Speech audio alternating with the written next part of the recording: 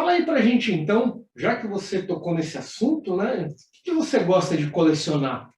Ah, cara, eu coleciono coleções.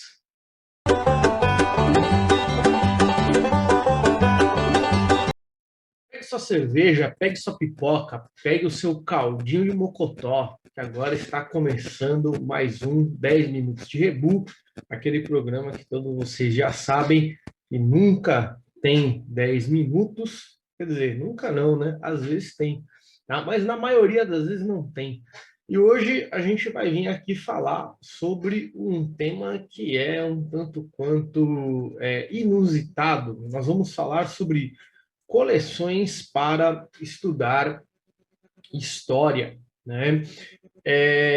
Esse programa aqui, ele é um tanto quanto interessante, um tanto quanto importante, porque ele serve tanto para você que quer ser professor, que é professor de história e que está em dúvida em como preparar uma aula boa de maneira simples e fácil para o seu aluno e não sabe muito bem o que ler, e aí a gente vai dar aqui algumas indicações, até para você aí que é estudante de ensino médio e vestibulando e que quer dar uma melhorada no seu desempenho de história.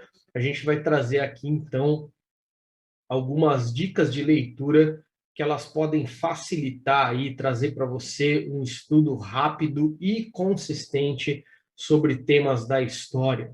Bem, como hoje nós vamos falar de coleções, a descrição do vídeo ela não vai conter os links com os livros, porque dificilmente a gente vai encontrar, né, essa coleção sendo vendida. Dificilmente a gente vai encontrar essa coleção sendo vendida inteira e junta em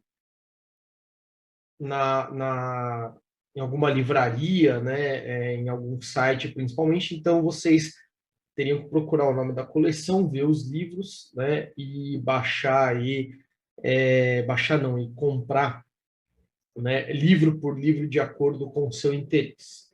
Bem, para começar aqui então a nossa indicação, eu vou trazer para vocês aqui, eu vou pegar só um exemplar, né, dessa coleção,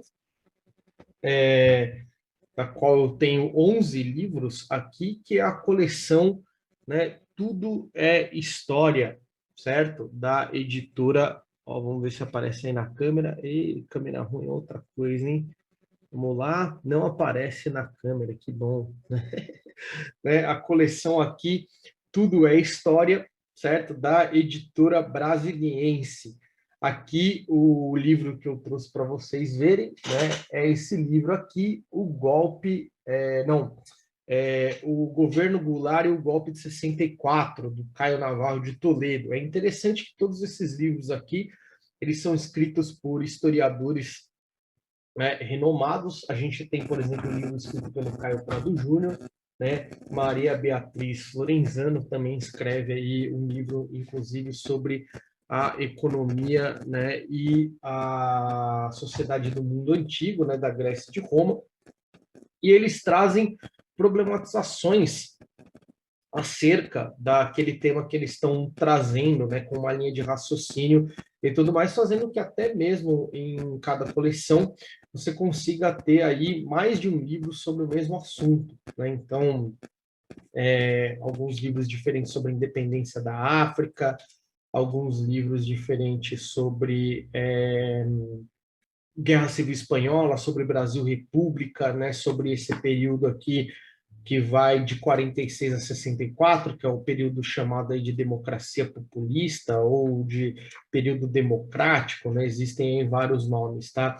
E esse livrinho aqui ele é legal porque ele vai traçar para a gente uma ideia de como que o golpe de 1964, né, o golpe militar aí que deu origem ao governo militar no Brasil, ele já estava sendo traçado e planejado desde antes, né, de 1964.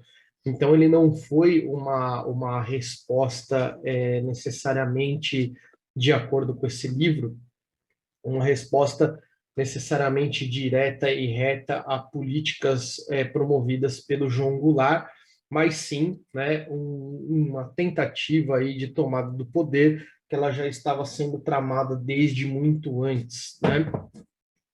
Bem, agora a gente vai falar aqui de uma outra coleção interessante. Eu vou dar uma sequência aqui de duas coleções da mesma editora, certo? A editora Contexto, né?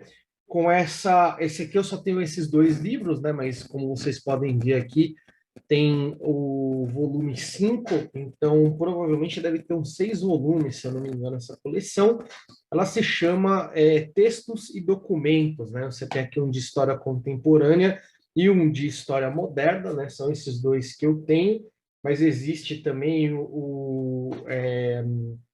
História da América através dos textos, História Antiga através dos textos, da Idade Média através dos textos, né? E por aí vai. E esse livro aqui, ele é bastante interessante, né? Esses dois livros aqui, eles são bastante interessantes, justamente porque eles trazem aí textos que foram produzidos na época de cada momento aí que está sendo analisado e explica, né, um pouquinho, brevemente, mais ou menos, o que que aquele texto, sobre o que que aquele texto falava. Então, a gente vai ter aqui, por exemplo, né, e também textos de historiadores atuais. Então, a gente vai ter aqui, por exemplo, né, um texto aqui que foi tirado do Leviatã, do Thomas Hobbes, para falar da criação do Estado absolutista.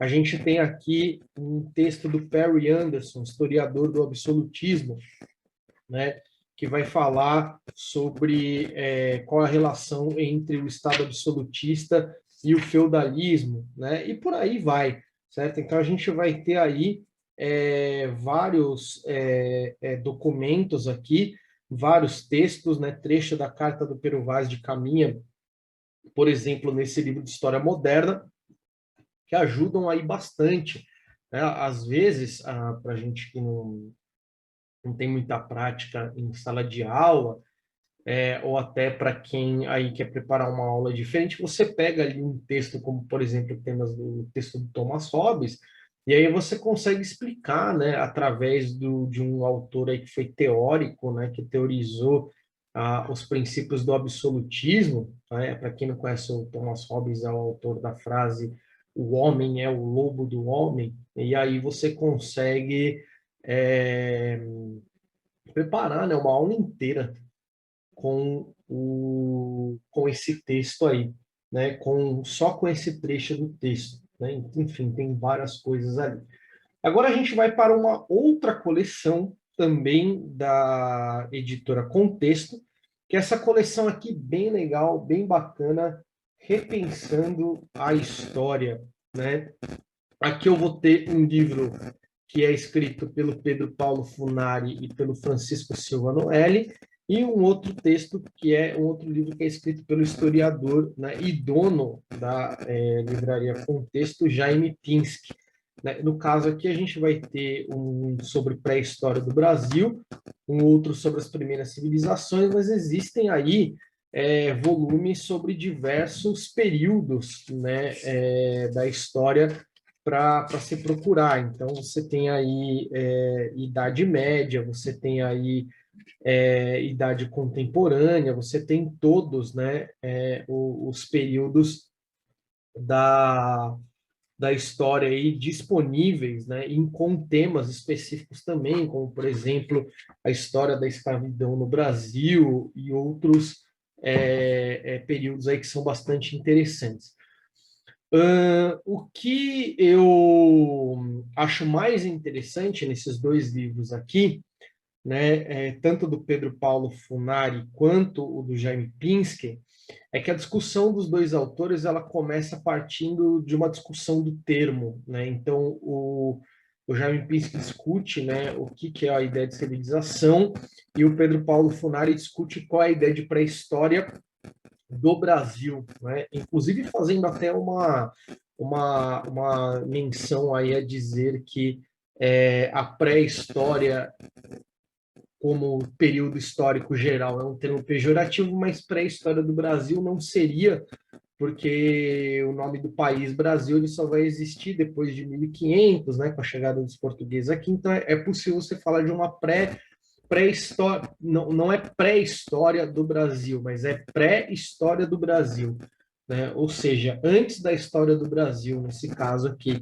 E aí, nesse livro aqui das primeiras civilizações, é interessante porque o Jaime Finsky ele vai começar com uma discussão, né, sobre por que a gente trata a pré-história, né, geral aí como uma parte de história natural, né, inclusive falando até de uma base de pensamento até mesmo racista, né, em relação a isso, de tratar aquilo que vem antes da invenção da escrita como história natural, né? E aí ele vai falar aqui, né, como que a gente faz uma história social do período aí considerado o período pré-histórico. Por fim, a coleção aqui que eu mais gosto, né? Essa coleção aqui ela não saiu com nenhum nome aqui no Brasil, mas eu coloquei aqui lá no nosso Instagram, coleção da Editions du Suil, né, que é o nome da editora francesa, que é uma parceria dessa editora aí com a Unesp, né, e também com a Associação Brasileira das Editoras Universitárias. E aí a gente vai ter aqui, né, 2 livros dessa coleção, existem vários outros também, mas eu tenho 2 livros aqui dessa coleção. Um é A Revolução Francesa Explicada à Minha Neta, de um cara aí que escreve bastante sobre a Revolução Francesa, que é o Michel Rouvel, e O Islamismo Explicado às Crianças, do Tahar Ben Diolun, né? É um historiador aqui de origem, né, árabe e que é, né, adepto da religião islâmica.